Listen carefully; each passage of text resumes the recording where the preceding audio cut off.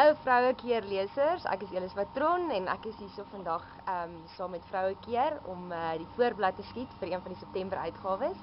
En ja, is altyd lekker om saam met vroue keer te werk. Ek het nuutste album uit wat begin Junie al uitgereik is. Ek hoop van julle het hom al gekry. Daar's vir die van julle wat hom nog nie gekry het nie, daar's 15 snitte op, 14 Afrikaans, 1 Engels en daar's 'n duet saam met Nicholas op waaroor ons baie opgewonde is.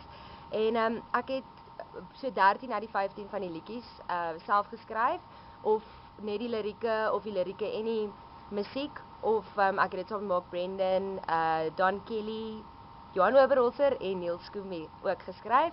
En ja, dis baie spesiaal. Ek sê vir my ma, ek het vir my ma gesê, ek is baie bang om hierdie album uit te bring, want dit is soos om in elke aand in jou dagboek te skryf en dan vir die mense te sê, hierso lees, hier's my dagboek lees. So ja, dit is vir my 'n baie persoonlike album, 'n baie spesiale album, is maar wat in my hart en in my kop aangaan. En ek hoop julle geniet hom en dat van julle iets daaruit kan vat en weet dat of dit goed is, of die liedjie goed is of sleg is.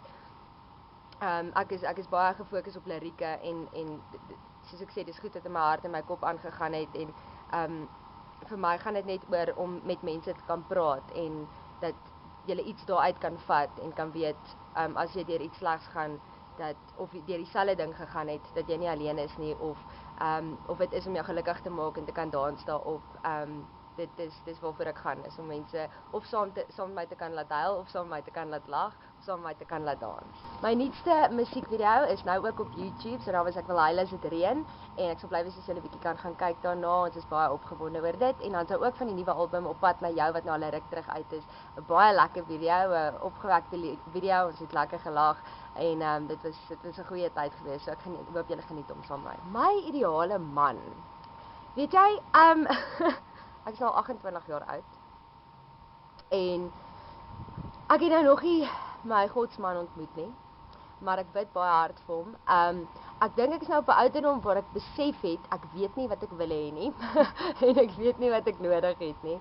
So ja, ek los dit in my hemelse Vader se hande, ek bid daarvoor, en ek weet hy sal die regte een op my pad stuur. Ek het nog nooit regtig gedink aan hoe my man moet lyk nie. My pa het donker hare en elke meisie wil mos nou maar 'n man hê soos haar pa. So ja, as hy donker hare het, sal dit 'n goeie pluspunt wees. Maar ja, seker maar as hy goeie waardes het en hy staan sterk en trots in sy Christendom, dan gaan al die goeders om dit sal reg wees. Hy sal loyaal wees, hy sal lief wees vir my, hy sal weet om liefde te gee en te ontvang. Hy sal ek hoop vir 'n goeie sin vir humor. Ek kan partykeer 'n bietjie law wees, ek hou van lag. So ja, ek hoop hy het 'n goeie sin vir humor en dat hy my passie saam met my kan deel en kan ondersteun, en ek weer sy passies saam met hom kan deel en ondersteun.